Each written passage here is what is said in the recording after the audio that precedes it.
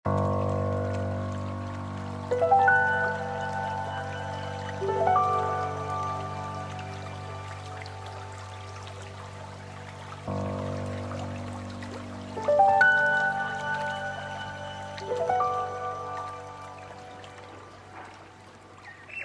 மாதிரியான யோக பயிற்சிகள்லாம் மதத்தை வேறாக கொண்டு அதை அடிப்படையாக கொண்டு அதிலிருந்து உருவாகி வந்தவை அப்படிங்கிற ஒரு பொதுவான கருத்து பல பேர்கிட்ட இருக்குது. பொதுவாக எங்ககிட்ட கேட்கக்கூடிய கேள்வி கூட, நான் ஒரு குறிப்பிட்ட சமயத்தை ஃபாலோ பண்ணிகிட்ருக்கேன், குறிப்பிட்ட நம்பிக்கைகள் வழிமுறைகளை பின்பற்றிகிட்ருக்கேன், இதுக்கு நீங்கள் கற்றுக் கொடுக்கக்கூடிய தியான பயிற்சிகள் ஏதாவது முரண்பாடாக இருக்குமா, அல்லது நீங்கள் ஏதோ ஒரு குறிப்பிட்ட மதத்தின் அடிப்படையில் இந்த தியான பயிற்சிகள் கற்றுக் கொடுக்குறீங்களா, இந்த மாதிரி கேள்விகள் அடிக்கடி வர்றதுண்டு. பொதுவாக தியானம் பற்றின புரிதல் முழுமையாக இல்லாதது தான் இந்த மாதிரி கேள்விகளுக்கான ஒரு காரணம். ஏன்னா பல்லாயிரக்கணக்கான வருடங்களாகவே தியானம் என்கிற வழிமுறை பல மதங்கள்லேயும் பல ஆன்மீக வழிமுறைகள்லையும் பின்பற்றப்பட்டு வந்துட்டுருக்கு. இந்த ஞானபரபோட ரெண்டு முக்கியமான தரிசனங்களான யோக தரிசனம், வேதாந்த தரிசனம், இரண்டிலுமே தியானம்ங்கிறது ஆன்மீகத்துக்கான ஒரு சாதனையாக வழிமுறையாக வலியுறுத்தப்படுது. மேலும் பெரும் மதங்களான சைவம், சாக்தம் போன்ற மதங்கள்லேயும் தியான வழிமுறைகள் சொல்லப்படுது. குறிப்பாக சைவ சித்தாந்த மரபில் 4 பாதைகளாக சொல்லப்படக்கூடிய சரியை, கிரியை, யோகம், ஞானம் என்கிற 4 வழிகளில் இந்த யோக பாதையில் தியானத்தை விரிவாக அதை பற்றி பேசுகிறாங்க. சாக்த வழிமுறைகளில் தியானம் பல்வேறு விதமாக வலியுறுத்தப்படுது.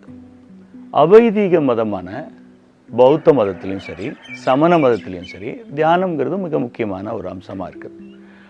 அதே மாதிரி சீனத்தில் உருவாகி வளர்ந்த தாவோயிசத்துலேயும் தியானம் ஒரு முக்கியமான வழிமுறையாக இருக்குது. உலகெங்கிலுமே இருக்கக்கூடிய பல ஆன்மீக மரபுகளையும் பல சமயங்கள்லேயும் தியானம்ங்கிறது ஒரு முக்கியமான வழிமுறையாக சொல்லப்படுது. 2 முரண்பட்ட கருத்துக்களை சொல்லக்கூடிய மதங்கள் தியானத்தை ஒரு கருவியாக வலியுறுத்துறது அப்படிங்கிறது ரொம்ப சுவாரஸ்யமான ஒரு விஷயம். ஏன்னா தியானம்ங்கிறது ரொம்ப முக்கியமான ஒரு கருவி, இது ஒரு டூல், இது ஒரு வாகனம் மாதிரி. இப்போ ஒரு வாகனத்தை பயன்படுத்தி நீங்கள் எங்கே போகிறீங்க அப்படிங்கிறது நீங்கள் உங்களுடைய நோக்கத்தை பொறுத்துறது. அதே விதமாக தான் தியானம் அப்படிங்கிறதும்.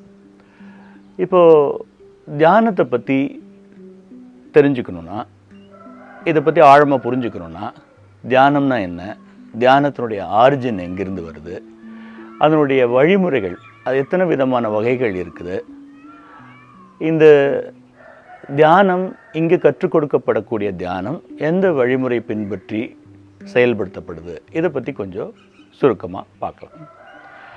தியானத்தை பற்றி பல்லாயிரக்கணக்கான வருடங்களாக இங்கே நமக்கு ஏராளமான ஸ்கிரிப்சர்ஸில் சொல்லப்படுது. குறிப்பாக உபநிடதங்களில், பகவத்கீதையில், பதஞ்சலியுடைய யோக சூத்திரத்தில் ரொம்ப டீட்டெயிலாக அதை பற்றி சொல்லப்படுது.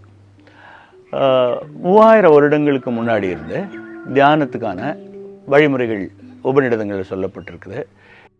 சுயம்புவான இறைவன் புறங்காணும் பொறிகளை படைத்தார். ஆகையால் மனிதர்கள் அகத்தை அறியாமல் புறத்தையே காண்கிறார்கள். ஆனால் சில ஞானிகள் அமரத்துவத்தை விரும்பி அகக்கண்களை திருப்பி உள்ளிருக்கும் பேராற்றலை காண்கிறார்கள். இந்த பாடல், கடோபனிஷத்துடைய இந்த பாடல் தியானத்துக்கான ஒரு சிறந்த அறிமுகம்னு சொல்ல முடியும். உள்நோக்கி திரும்புதல் என்கிற வார்த்தை தான் தியானத்துக்கான ஒரு நல்ல அறிமுகமாக இருக்க முடியும்.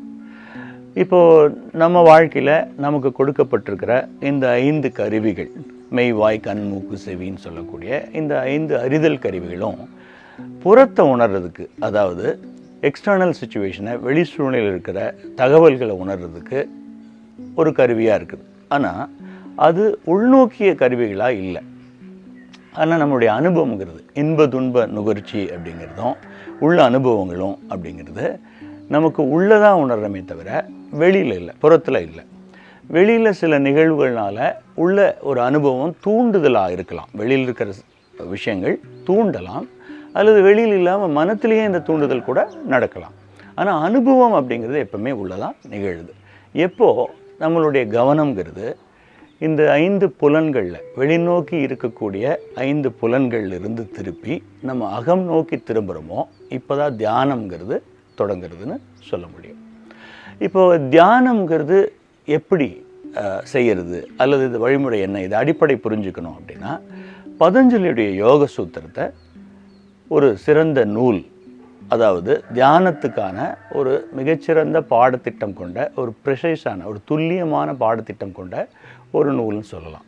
பதஞ்சலி முனிவர் தியானத்துக்கான தியான நிலையை உணர்றதுக்கான படிகளை சொல்லும்போது இது அஷ்டாங்க யோகம் அப்படிங்கிற ஒரு படிநிலையை சொல்கிறார். அஷ்டாங்கம்னா 8 அங்கங்கள், 8 விதமான படிநிலைகள் அப்படின்னு நம்ம புரிஞ்சுக்கலாம். இந்த முதல் 4ம் பகிரங்க யோகம் அப்படின்னு சொல்லுவாங்க. அதாவது யம, நியம, ஆசனா, பிராணயாமம், இந்த 4 நிலைகள் அப்படிங்கிறது, 4 அங்கங்கள் அப்படிங்கிறது பகிரங்க யோகம், அதாவது புறவயமாக செய்யக்கூடிய யோகம். அடுத்த நாளும் அந்தரங்க யோகம், அதாவது அகமுகமாக செய்யக்கூடிய யோக பயிற்சிகள். அந்த நாள் என்னென்னா பிரத்யாகாரம், தாரணை, தியானம், சமாதி. தியானம் அப்படிங்கிறது பதஞ்சலி முனிவருடைய அஷ்டாங்க யோக மரபில் 7வது நிலையில் சொல்லப்படுது. முதல் நாள் என்ன, யம, நியம, இந்த 2ம் என்னென்னா விளக்க வேண்டியது, செய்ய வேண்டியது. ஒரு தனி மனிதன் சமூகத்து கூட இருக்கும்போது என்ன விதமான அறங்களை பின்பற்றணும், தனி வாழ்க்கையில் என்ன விதமான அறங்களை பின்பற்றணும் அப்படிங்கிறது தான் யம, நியம அப்படிங்கிறது. விளக்க வேண்டியது, செய்ய வேண்டியது. இப்போது தியானம் மாதிரி உயர்ந்த நிலையை உணரணும் அப்படின்னா அக வாழ்க்கையிலையும் சரி புற வாழ்க்கையிலையும் சரி குறிப்பிட்ட சில விஷயங்களை கடைப்பிடிக்கணும், குறிப்பிட்ட சில விஷயங்களை வெளித்தள்ளணும், அகற்றணும். ஏன்னா மிக முக்கியமான ஒரு வேலை செய்யணும் அப்படின்னா, உதாரணமாக நீங்கள் ஏதோ ஒரு பரீட்சை எழுத போகிறீங்க, அல்லது இன்டர்வியூ அட்டன் பண்ண போகிறீங்க, அல்லது ஒரு போட்டியில் கலந்துக்க போகிறீங்க அப்படின்னா, உங்களோட மனம் கொந்தளிப்பான நிலையில் இருந்தால், ஒரு உணர்ச்சிவசப்பட்ட நிலையிலையோ ஒரு கோபத்திலையோ இருந்தீங்க அப்படின்னா அந்த செயலில் முழுமையாக உங்களுக்கு கொடுக்க முடியாது. அதே விதமாக தியானம் மாதிரி உயர்ந்த பரிமாணங்களை உணரணும் அப்படின்னா உங்களுடைய மனமும் உடலும் ஒரு குறிப்பிட்ட நிலையில் இருக்கணும். அதுக்கான வழிமுறைகளாக தான் இந்த யம, நியம சொல்லப்படுது. 3வது ஆசனம். இப்போ யோகா அப்படின்னாலே நம்ம உலகெங்கிலும் ரொம்ப பிரபலமாக இருக்கக்கூடிய ஒரு விஷயங்கிறது யோக ஆசனங்கள் தான். ஆனால் நம்ம என்ன புரிஞ்சுக்கணுன்னா, யோகாசனா அப்படிங்கிறது யோகா இல்லை. யோகா அப்படிங்கிறது ஒரு மனிதன் அடையிறது இருக்கக்கூடிய மிக உன்னதமான ஒரு நிலை தான் yoga. It's a state of being.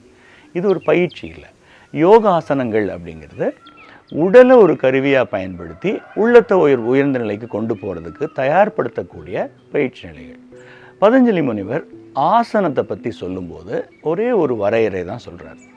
ஸ்திரம், சுகம், ஆசனம். அதாவது நிலையாக இருக்கணும், உறுதியாக நிலையாக இருக்கணும், சுகமாக இருக்கணும். தியானத்துக்கு அமரும்போது நீங்கள் அமரக்கூடிய நிலையை தான் ஆசனம் சொல்லுவோம். இந்த அமரக்கூடிய நிலை உறுதியாக இருக்கணும், சுகமாக இருக்கணும். ஸோ அதுக்கு தயார்படுத்த விதமாக பல்வேறு விதமான ஆசனங்கள் பிற்காலத்தில் ஹட்டயோக பிரதிகா மாதிரியான நூல்களை எழுதின சுவாத்மராமருங்கிற மாதிரி ஞானிகள்னால் உருவாக்கப்படுது. அடிப்படையாக 84 ஆசனங்கள் இருந்து 600க்கும் மேற்பட்ட ஆசன பயிற்சிகள் தற்காலத்தில் பயிலப்பட்டு வருது. இதனால் பலவிதமான உடல் சார்ந்த பலன்களும் மனம் சார்ந்த பலன்களும் இருக்குது. ஆனால் அடிப்படையாக யோகாசனம் அப்படிங்கிறது தியானத்துக்கு உங்கள் உடலை தயார்படுத்தக்கூடிய ஒரு நிலை தான், ஒரு பயிற்சி முறைகள் தான். அடுத்தது 4வதாக இருக்கிறது பிராணாயாமம். பிராணாயாமத்தை பெரும்பாலும் மூச்சு பயிற்சி அப்படின்னு புரிஞ்சுக்குவோம். இதுவும் ஒரு தவறான புரிதல் தான். பிராணாயாமங்கிறது மூச்சு பயிற்சியில் மூச்சை நாம் ஒரு கருவியாக பயன்படுத்தி நம்ம உயிராற்றல், பிராணங்கிறது உயிராற்றல், அந்த உயிராற்றல் மேலே ஒரு கட்டுப்பாடு எடுத்துகிட்டு வர்றது. ஏன் இந்த மூச்சை கருவியாக பயன்படுத்தி இந்த உயிராற்றல் மேலே ஒரு கட்டுப்பாடு கொண்டு வர்றோம் அப்படின்னா, உங்களுடைய எண்ண ஓட்டங்களுக்கும் உணர்வு நிலைகளுக்கும் உங்களுடைய சுவாசத்துக்கும் இது இயங்குறதுக்கு அடிப்படையாக இருக்கக்கூடிய உயிர் சக்திக்கும், பிராணான்னு சொல்லக்கூடிய உயிர் சக்திக்கும் மிக நெருக்கமான ஒரு தொடர்பு இருக்குது. உங்கள் சுவாசம் எப்படி இருக்குதோ அதே விதமாக உங்களுடைய எண்ண ஓட்டம் இருக்குது, அல்லது உங்கள் உணர்ச்சிகள் இருக்குது. அதே மாதிரி உங்கள் சுவாசத்தை பொறுத்து உங்கள் உயிர் சக்தியும் செயல்படுறத நோட்டீஸ் பண்ணலாம். இப்போ நீங்கள் கோபமாக இருக்கும்போது உங்கள் சுவாசம் ஒரு விதமாக இருக்கும், உணர்ச்சி வசப்படக்கூடிய நிலையில் இருக்கும்போது, எக்ஸைட்டடாக இருக்கும்போது உங்கள் சுவாசம் ஒரு விதமாக இருக்கும், அமைதியாக இருக்கும்போது ஒரு விதமாக இருக்கும். இது நம்ம அன்றாட வாழ்க்கையிலே கவனிக்கலாம். இப்போது உங்கள் சுவாசத்துக்கு ஒரு முறையை அமைக்கிறது மூலமாக நம்மளுடைய எண்ண ஓட்டங்களையும் அதே விதமாக நம்மளுடைய உயிர் சக்தியும் பிராணசக்தியும் சீரமைக்க முடியும். இதுதான் பிராணயாமத்தோட அடிப்படை. பிராணயாமம் பல்வேறு நிலைகளில் ரொம்ப தீவிரமான பயிற்சிகள் இருக்குது. இந்த 4 பகிரங்க யோகம், புறவயமாக நம்ம செய்யக்கூடிய யோக பயிற்சிகள். அடுத்தது பிரத்யாகாரம். பிரத்யாகாரம் அப்படிங்கிறது என்னென்னா டேர்னிங் இன்வர்ட், உள்முகமாக திரும்புறது. இந்த கடோபனிஷத் பாடல் குறிப்பிட்ட மாதிரி வெளிமுகமாக நம்ம கவனத்தை இழுத்துட்ருக்கிற, அலைபாய வைத்து கொண்டிருக்கிற இந்த புலன்கள்லேருந்து நம்மளுடைய கவனத்தை உள்முகமாக திருப்பி உள்நோக்கி போகிறது தான் பிரத்யாகார பயிற்சிகளோட அடிப்படை. இதுக்கான பல்வேறு விதமான பயிற்சிகள் இருக்குது. அடுத்தது தாரணை. தாரணை அப்படிங்கிறது இந்த காலகட்டத்தில் மிக முக்கியமான ஒரு தேவையும் கூட. என்னென்னா கான்சன்ட்ரேஷன், உளக்குவிதல். தாரணை அப்படின்றது நம்மளுடைய கவனத்தை, நம்மளுடைய விழிப்புணர்வை எந்த ஒரு நபர் மேலேயோ அல்லது பொருள் மேலேயோ அல்லது ஏதோ ஒரு செயல் மூலையோ எவ்வளோ நேரம் நம்ம கவனத்தை வச்சுருக்கணும்னு நினைக்கிறோமோ அவ்வளோ நேரம் அங்கிருந்து விலகாமல் வச்சுக்க முடியும்னா இதுதான் கான்சன்ட்ரேஷன் எபிலிட்டி, அதாவது மனத்தை குவிக்கக்கூடிய ஒரு திறன். ஆனால் பெரும்பாலான தருணங்களில் நம்மளுடைய கவனத்தை நம்ம எங்கே குவிக்கணும்னு நினைக்கிறோமோ அங்கிருந்து விலகி போகிறது தான் நம்மளுடைய கவனம் நடந்துட்டு இருக்குது. இதுக்கு குறிப்பிட்ட சில பயிற்சிகள் உண்டு. இந்த பயிற்சிகள் மூலமாக நம்முடைய கான்சன்ட்ரேஷனையும் தாரணையை அதிகப்படுத்தக்கூடிய தன்மை இருக்குது. அடுத்த நிலை தியானம். இது 7வது நிலையாக தியானம் அப்படின்றது சொல்லப்படுது. இப்போ தியானம் அப்படிங்கிறத இந்த அனுபவத்தை வார்த்தைகளால் வெளிப்படுத்துறது அப்படிங்கிறது ரொம்ப சிரமமாக இருக்கும், ஒரு போதாமை எப்பவுமே இருக்கும். நீ புரிஞ்சுக்கிறதுக்காக நம்ம இந்த மாதிரி சொல்லலாம். இப்போது உங்ககிட்ட நீங்கள் யார், உங்களை பற்றி உங்களுக்கு என்ன தெரியும், இந்த மாதிரி கேள்விகள் முன்வைக்கப்பட்டால் நாம் சாதாரணமாக என்ன சொல்லுவோம்? நம்ம பேர் சொல்லுவோம், இல்லைன்னா நான் என்ன படிச்சிருக்கேன் அப்படின்னு சொல்லுவோம், என்ன பண்ணிகிட்ருக்கிறேன், என்ன வேலை பண்ணிகிட்ருக்கேன்னு சொல்லுவோம், இல்லை நான் எங்கே இருக்கேன்னு சொல்லுவோம், அல்லது இன்னாருடைய மகன் சொல்லுவோம். ஆனால் இது எல்லாமே புறவயமாக நமக்கு கொடுக்கப்பட்ட அடையாளங்கள் அல்லது நாம் சேகரிச்சுக்கிட்ட அடையாளங்கள். இந்த அடையாளங்கள் இல்லாமல் இருந்தால் கூட இப்போ நான் அப்படின்ற உணர்கிற தன்மை எப்பவுமே இருக்குது. இந்த அடையாளங்கள்லாம் இல்லை அப்படின்னாலும் நான் உணர்கிற தன்மை இருக்குது. இது என்ன அப்படின்னு உணரக்கூடிய ஒரு பயிற்சி முறை தான் தியானம் அப்படிங்கிறது. இப்போ உதாரணமாக இப்போ இந்த அடையாளங்கள் எல்லாமே, குறிப்பாக இந்த தவறான அடையாளங்கள் எல்லாமே, ராங் ஐடென்டிஃபிகேஷன் எல்லாமே இல்லாமல் இருந்தால் நீங்கள் எந்த நிலையில் இருப்பீங்களோ இந்த நிலையை தான் நம்ம தியான நிலை அப்படின்னு சொல்கிறோம். இன்னும் சொல்லப்போனால் தோற்றுவாயை நோக்கி நம்மளுடைய கவனத்தை திருப்புறது, நம்ம தோற்றத்தை நோக்கி, தோற்றுவாயை நோக்கி கவனத்தை திருப்புறது, இதுதான் தியானம் சொல்கிறோம். சமாதி அப்படிங்கிறது இது கல்மினேஷன் ஆஃப் மெடிடேஷன், அதாவது தியானத்தினுடைய நிறைவு நிலையை தான் சமாதி அப்படின்னு சொல்லுவோம். இது என்ன சொல்லுவாங்க அப்படின்னா சம ஆதி, அதாவது ஆதிக்கு சமமான நிலை, உங்களுடைய ஒரிஜினல் ஸ்டேட்டில் நீங்கள் இருக்கக்கூடிய ஒரு நிலையை தான் சமாதி அப்படின்னு சொல்லுவோம். இந்த 8 அங்கங்களையும் படிப்படியாக திட்டமிடப்பட்டு ஒரு துல்லியமான ஒரு பாடத்திட்டமாக பதஞ்சலி முனிவர் கொடுத்துருக்கிறார். இப்போது அப்படின்னா தியானம் அப்படின்றது ஒரு குறிப்பிட்ட நிலையில் மட்டும்தான் இருக்குது, ஒரு குறிப்பிட்ட பயிற்சி தானா? அப்படி இல்லை, நூற்றுக்கணக்கான வழிமுறைகள் இருக்குது.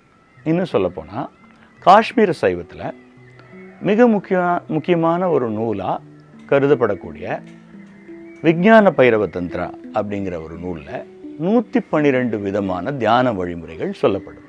அப்படின்னா நூற்றுக்கணக்கான தியானங்கள் இருந்தால் இது எந்த தியானத்தை நான் தேர்ந்தெடுத்து செய்கிறது, எது சரியானது, இந்த குழப்பம் நமக்கு இருக்கும். இப்போ நூற்றுக்கணக்கான தியானங்கள் இருந்தால் அது ஒன்றுக்கும் ஒரு விதமான நோக்கம் இருக்குது. அந்த நூற்றுக்கணக்கான தியானங்களையும் நம்ம 4 வகைக்குள்ளே அடக்கலாம், 4 விதமாக கேட்டகரிஸ்குள்ளே அடக்கலாம். என்னென்னா, முதல் வகை சொல்லணும்னா கான்சன்ட்ரேஷன் மெடிடேஷன், அதாவது உளக்குவிதலை பயன்படுத்தி செய்யக்கூடிய தியான வழிமுறைகள். குறிப்பாக உங்களுடைய கவனத்தை உங்கள் உடலில் ஏதோ ஒரு குறிப்பிட்ட இடத்துல குவிச்சிக்கிறது, அல்லது உங்கள் உடலோட இயக்கங்களில் கவனத்தை வச்சுக்கிறது, உதாரணமாக சுவாசத்தின் மேலே கவனம் வச்சுக்கிறது, அல்லது ஏதோ ஒரு இமேஜை நம்ம மனசில் வச்சுக்கிறது. இந்த மாதிரி உளக்குவிதலை பயன்படுத்தி கான்சன்ட்ரேஷன் பயன்படுத்தி செய்யக்கூடிய தியான வழிமுறைகள் இருக்குது. இரண்டாவது வழிமுறை கான்டெம்ப்ளேஷன் மெடிடேஷன், அதாவது ஒரு தீவிரமான எண்ணத்தையோ அல்லது தீவிரமான உணர்ச்சியோ எமோஷனையோ பயன்படுத்தி செய்யக்கூடிய தியானங்கள்.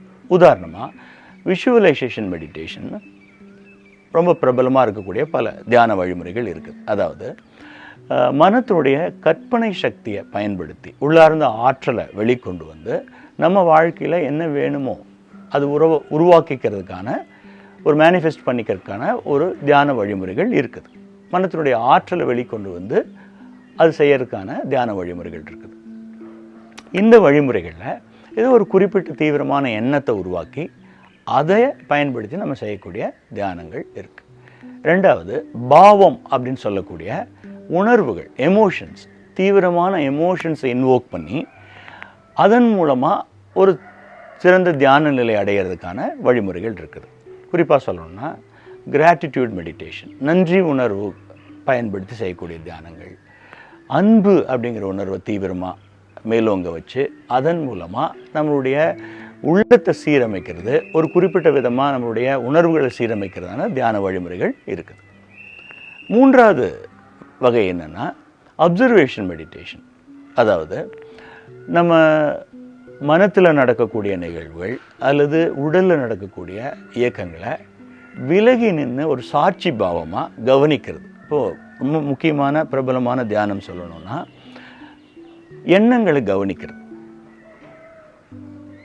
மனத்தில் ஓடிட்டு இருக்கிற எண்ணங்களை அது கூட என்டாங்கிள் ஆகாமல், அட்டாச் ஆகாமல் தள்ளி நின்று கொஞ்சம் கவனிக்க ஆரம்பிக்கிறது. அதே விதமாக நம்மளுடைய உணர்ச்சிகளை கவனிக்கிறது, நமக்குள்ளே ஏற்படக்கூடிய தீவிரமான எமோஷன்ஸ், உணர்வுகளை கவனிக்கிறது. உச்சந்தலையிலேருந்து உள்ளங்கால் வரைக்கும் ஒரு மில்லிமீட்டர் ஸ்கொயர்லேயும் தீவிரமான உணர்ச்சி நிலைகள் இருக்குது. அந்த உணர்ச்சியை கவனிக்கிறது. இந்த வழிமுறைகள் எல்லாமே அப்சர்வேஷன் மெடிடேஷன், அதாவது கவனித்தல் தியான முறைகள்னு சொல்லலாம். நான்காவதாக ஒன்று இருக்குது. இது என்னென்னா டிவோஷன் பேஸ்ட், அதாவது பக்தி சார்ந்த வழிமுறைகள். இந்த முறையில் தான் பல்வேறு மதங்களும் சமயங்களும் இந்த வழிமுறையை பின்பற்றுது. அதாவது நீங்கள் வழிபடக்கூடிய கடவுள், அந்த கடவுளுடைய ஒரு குறிப்பிட்ட தன்மை, அதோட வடிவம் அல்லது இமேஜ் அல்லது குறிப்பிட்ட மந்திரம், இது தீவிரமாக அது கூட இருக்கிறது. இந்த வழிமுறை பயன்படுத்தி செய்யக்கூடிய தியானங்கள்லாம் பக்தி சார்ந்த வழிமுறைகள். நம்ம செய்யக்கூடிய எல்லா தியான யுக்திகளையும் இந்த 4 வழிமுறைக்குள்ளே அடக்கிட முடியும். அது மட்டும் இல்லாமல் இந்த 4 வழிமுறையுமே ஒரு நுட்பமும் இன்னொரு நுட்பமும் கலந்தும் பல விதமான தியான வழிமுறைகள் இருக்குது. இப்போது உங்களுடைய தேவை என்ன இருக்குது, இதை பொறுத்து தியான வழிமுறைகளை நம்ம கடைப்பிடிக்க முடியும். உதாரணமாக உலகியல் சார்ந்த விஷயங்களை நம்ம அடையிறதுக்கான சில தியான யுக்திகள் இருக்குது. அது தாண்டி உலகியல் தாண்டி ஒரு மனம் தாண்டி ஆன்மீக நிலையை பரிமாணத்தை உணர்றதுக்கான தியான வழிமுறைகளும் இருக்குது. சுருக்கமாக சொல்லணும்னா வாழ்க்கையில் வெற்றி பெறதுக்கான தியானங்கள், வாழ்க்கையவே வெற்றி பெறதுக்கான தியானங்கள். ஸோ 2 விதமான வழிமுறைகளும் இருக்குது. இப்போது ஆரம்பத்தில் நம்ம கற்றுக் கொடுக்கக்கூடிய தியானங்கள் நம்மளுடைய உடலையும் மனத்தையும் சீரமைச்சு அதற்கு மேலே இன்னொரு பரிமாணத்தை நோக்கி போகக்கூடிய தியானங்கள் தான் இருக்குது. இப்போ நம்ம இங்கே முழுமை அறிவு தியான முகாம்களில் என்ன வழிமுறைகள் பின்பற்றுறோம் அப்படின்னா இந்த முதல் 3 வழிமுறைகள் தான் பின்பற்றுறோம். இந்த முதல் 3 வழிமுறைகள் உங்கள் உடல், உங்களுடைய மனம், உங்களுடைய உணர்வுகள், உங்கள் உடலில் நடக்கக்கூடிய இயக்கங்கள், மனத்தில் நடக்கக்கூடிய இயக்கங்கள், இதை எல்லாமே சீரமைக்கிறதுக்கான ஒரு தியான வழிமுறைகள் தான் இங்கே பின்பற்றப்படுது. இது எந்த நம்பிக்கை சார்ந்து செய்யக்கூடிய தியானங்கள் இல்லை. இன்னும் சொல்லப்போனால் நீங்கள் எதையும் நம்பக்கூடாது. புத்தியை முழுமையாக கூர்மை தீட்டி இந்த பயிற்சிகளை செய்கிறதன் மூலமாக நம்முடைய அனுபவபூர்வமாக தியான நிலையும் உணர்றதுக்கான வாய்ப்புகள் இருக்குது. இதில் ஏராளமான உடல் சார்ந்த மனம் சார்ந்த பலன்கள் இருக்குது. ஆனால் அடிப்படையாக தியானம்ங்கிறது என்னென்னா தன்னை அறிதலுக்கான ஒரு வழி, ஒரு கருவி.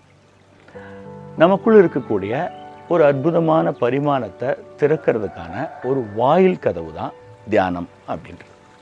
நன்றி.